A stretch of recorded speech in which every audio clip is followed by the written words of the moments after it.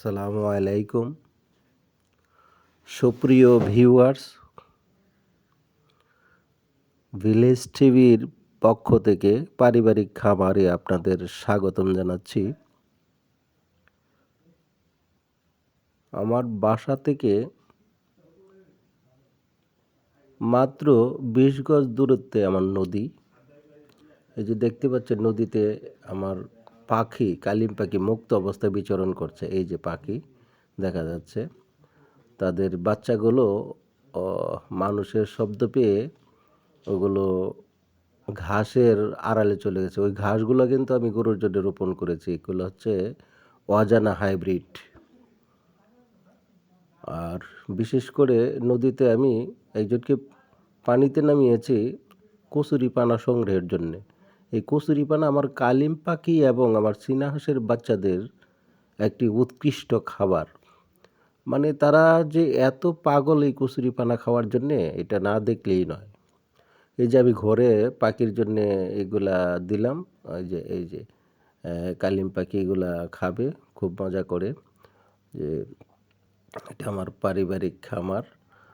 ছোট খামার, আবার মনে করতে পারেন খুব বড়, তাই না? এটা আমি শখের বশে পালি। এই যে এখানে উপরে একটা পাখি বসা আছে, এখনই নামবে খাওয়ার জন্যে। আর ওইদিকে দেখতে পাচ্ছেন ককাটেল পাখি। দেখুন তাদের এক্সপ্রেশনটা।